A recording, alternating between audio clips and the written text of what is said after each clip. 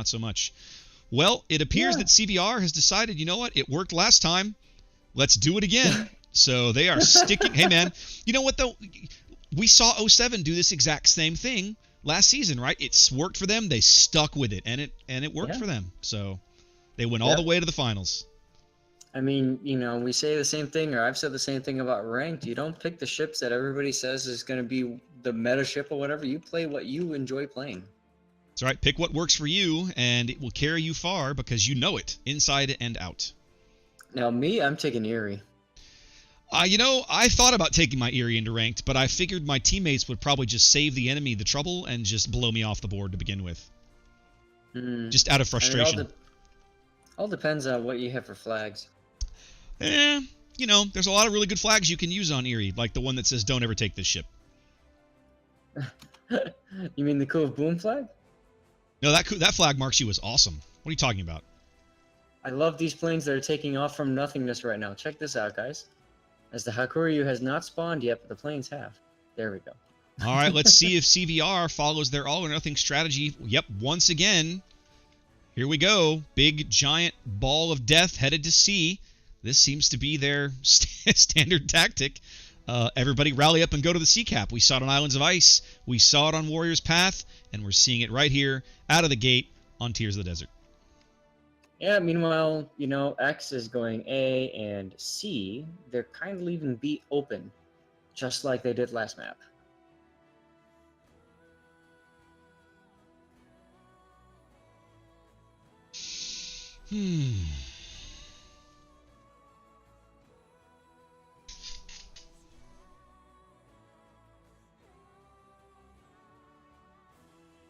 We saw some really good work by the CVR midway back on Islands of Ice. It looks like the enemy Hakuryu is playing a little more conservatively now. Let's see what happens. Bit of an air war here on the south end of B. Strafey. Yep, a little bit of strafe there going on. Oh, pretty good strafing action there. Yep, Hakuryu. Yeah, but this midway's about to get his fighter strafed again. Yeah, the hack is... He barely manages... Yeah, early air war here is definitely going to go to the Hakuryu on CVR. Yep. I'm sorry, on X. Apologies there. Yep, he did great work in B on Game 1, but not happening here in Game 3. Thing about the midway is, with only 2 fighters, you have to be very careful with how you use them. And if you get one of them caught up, that means you only have 1 available. The enemy hack has 3 available. Yep. Takama's Henri going very wide here, way over on the 10 line, still drawing fire. Yeah, he got spotted for a minute there, and, you know, X is seeking blood. I think they want to make sure this ends decisively. Now, I found it interesting. Yep, there they go. They found the gearing. I was just fixing to say I found it interesting that the CVR Midway's bombers were way up in A. He was obviously fishing for one of the gearings. He looks like he's looking for the other gearing in B. He's got a bomber floating in the southwestern corner of B, but hasn't spotted much yet. Not in terms of destroyers. Ah, there we go. One of the gearings smoking the Des Moines. Yep. Wichin's Des Moines now being a little more cautious, getting smoke here before he gets blapped early like he did in Game 2. As Mameo's gearing charges into C. Have they got him radared? Henri is a half. Yep. Henri's under a lot of focus fire here early. Takama's Henri drawing a lot of hate early on here in Game 3. Mameo's laying some smoke for him. Is he gonna go all the way into the cap and just run for the smoke? I think he is. He almost has to. Ballsy move here by Takama. Let's see if it works. Torpedo's already coming into that smoke, but well spotted by the CVR midway here. Here comes that's Hindenburg shells. It's gonna be interesting to see if the Yamato. Here they are. Here comes your death. Nope. Whoa, Paco's Des Moines already on 14,000 HP. He took a big hit from somebody. Probably that Montana that was crawling up the edge of B over there. That Montana is being... half health already? Is he already at half? He was being super aggressive. Yeah. Now, Takama's Henri now in the smoke. Doesn't appear to be radared. Yep. Gonna take a breather in there. Let the fire go somewhere else. Yes, I see it. Lead owner's Montana already on half health now. Turning out, headed towards A. He's being forced to withdraw. That was definitely a high risk, high reward kind of deal, and I think he ended up drawing more of the risk. They weren't able to kill Paco's Des Moines. More Montana shells going in now on Duke's Hindenburg. Ducalo now as well. 2 cruisers there, both together in F7. Here's the Des Moines. Yep, both cruisers very low. Oh. Paco takes another 6K there as he desperately dashes for island cover. Another shot coming in from More shells coming in. Nope, he runs aground and he lands about 4K more. Paco's not, and he's just struggling trying to get his ship into cover there. Yeah. The Hindenburgs, though, are doing a really good job. I like Xerox and Mazepin. They're firing from long range at the Montana here, forcing the Montana back. Which Montana? You're also the X-Montana? Yeah. Yeah. Mazepin's position has been really good. He's got fire coming in, but it's all bow, and he's been using that island to send shells over. Now, there's obviously a gearing in B. 6 minutes gone now as the B cap finally just goes in favor of X here on Tears of the Desert. They slowly start to open up a lead. They've got about a 20-point lead. That'll slowly start to build here. Their push through C is stalled a little bit. Take a look at that midway. What's the health on the midway? He's at about 3/4. Okay. Now take a look at Duskink over by C cap between B and C. He's about to take a torp. Looks like he is. One in the bow, and not flooding, but on 4,400 HP. He's repairing. He's in a really bad spot in there. He has no maneuvering space. And I love my Hindenburg, but I would not take it in there and shut off my engines, man. It's way too aggressive early on. Yeah, maybe later in the game. A Des Moines, maybe. A Hindenburg, no, thank you. Yeah, a Hindenburg is really good for long-range support fire early on. Mid-game, you can bring it in a little bit depending on how the game is going. I still really like Mazepin's position here. His Hindenburg is great, has got great cover from the forces on his starboard side as Witchin becomes the first casualty of the game again. Shot through the smoke. Yep. Well, CVR takes a 1-ship lead down a cap here. 13 minutes to play as they try to rally up this push through C and make it work like it did in Game 2. Yep, we see the kill shot came out of C-cap, so Wiccan might have been just shooting and smoke and either got himself spotted by the gearing that went up close to him, or the Montana just guessed based off the firing. Either way, good shot by the Montana to take him down. Now, here's something that we didn't see X do last game, right? Do you remember in Game 1, they shoved a Montana and Hindenburg around and flanked this position in C? They didn't do that on Warrior's Path, and it kind of cost them, and we see them, basically they're doing it again right now, though. Yes, they are. Lots of shells coming in on Duke's position. They're shoving it right down his throat. Yep. You got it. Little bit of damage there, not much. He's clearly spotted, but retreating. I don't like this Yamato Albino. I don't like his positioning. He's way too far in the back. Romeo now. Strike coming in on Drus. He'll be fine as long as he don't move forward. Romeo now getting brave, moving into B now on behalf of CVR, but we know there's at least one gearing still over there, contesting the cap. More shells coming in now on Dusk. Again, dropping to about 8,200, but still surviving and continuing to heal. Thing is, as soon as that Des Moines or other Hindenburg Mazepin gets spotted, I mean, they're in for a world of hurt. Indeed. Well, CVR's push last game was successful because they never really slowed down. That does not seem to be the case here. They all seem to have kind of sheltered up behind this island. They've turned one of the Montanas around. It's headed back up the 8 line to deal with lead owner and Kilo Maximus. Yep. You got to be careful when you do that because you give the enemy team the initiative. You allow them to reposition. It does. Well, gearing on the top end of B, spotted ever so briefly.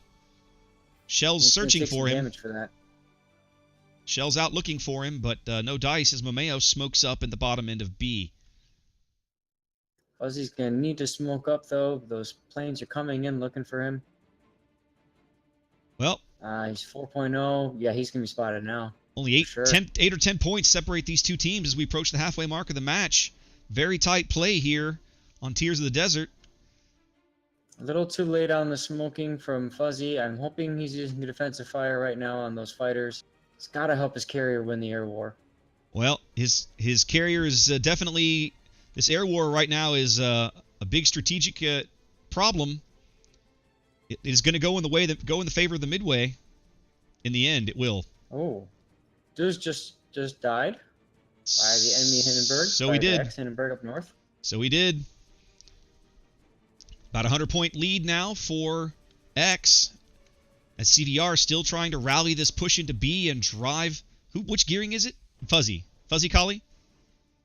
On the northern end of B? Yep. Try Fuzzy Collie's gearing out of the top end of B.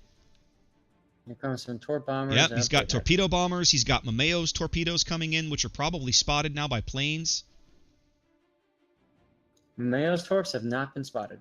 Well, the torps are coming. Yep. They literally That's just gonna catch him off guard. He's gonna take one here. Yes, he does. Yeah, Mameo's torps were the bit of a cross torp there. Good timing. Flooding. Ooh, that could be huge. Flooding. Fuzzy is flooding.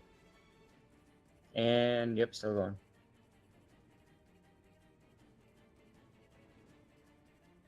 Big rumble for B here. The destroyer war continues.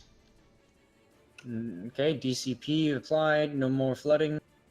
But Fuzzy, you know what? He really can't afford to sit there on the cap and be overwhelmed by the CVR group. Well, which is what's happening I keep wondering. The X forces are way too far away. We have Paco's Des Moines. He has to be in range of Paco's radar. I keep wondering why it hasn't come up yet. Why is Paco waiting? Why has it not been popped? Let's see from Paco's perspective here. He's 10.3 kilometer if he's still in the exact same spot he was. So that Des Moines is going to have to expose himself to radar, essentially. No, there's almost... You see Paco now. Paco's A is going off. You should be able to see him now. Yep, he's 10.3, 10.2. Really? Really? Yep. It looks a lot closer than that on the minimap. It does. There goes the Montana. They burned down a Montana. That's a huge loss as Fuzzy finally does decide to leave B and cede it to Mameo as X moves out to a one-ship lead. 8 minutes to play here. That's probably the right choice. It's never worth dying over a cap. No, well, they've got a 200-point lead.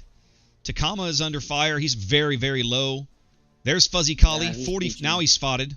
4,400 HP. Lots of shells going to Fuzzy's way now. Every ship on the board shooting at Fuzzy. I can't imagine he's going to survive.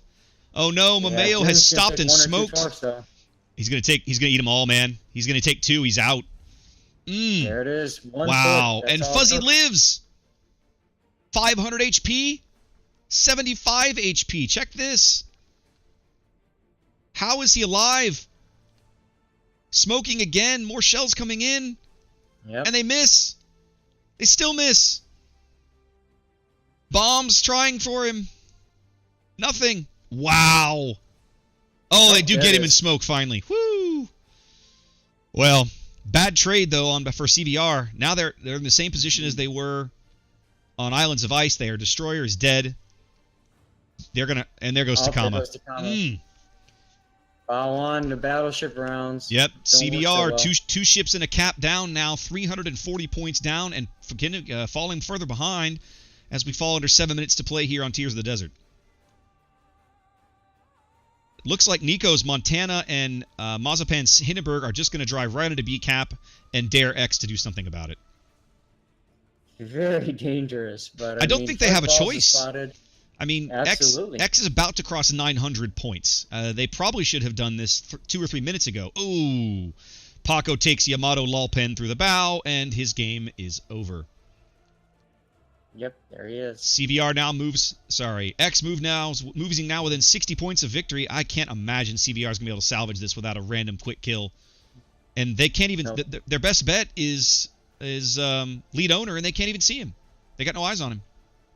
Nope. 1 minute and 12 seconds remaining in this battle. 1 minute and 9 now, assuming nobody else dies or changes. You have a mod for that now, don't you?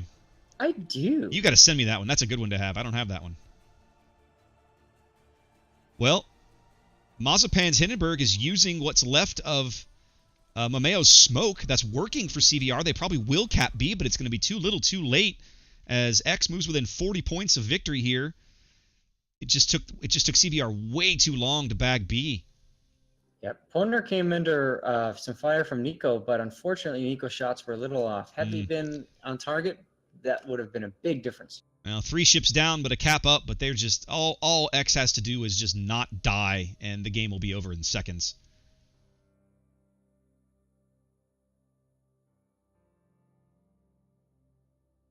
Yep. 12 points to go here for X as they try to move on in the elimination round. CVR fighting for their life. 8 points remain. Shots going in on lead owner here. Pretty good hit, but I don't think it's going to be enough. 6 seconds. I don't think these are going to do 5,000 damage. Is it going to land before we tick? It is not. Nope. X bags game 3, and they are moving on. CVR plays a great match, but doesn't come out on top. Absolutely. How about that Erie that did just under 5,000 damage? Yeah, man. That guy was totally MVP of the match. Akuria Midway, once again, interestingly enough, we're seeing that the carriers are carrying more weight for anti-air than last weekend. Yep.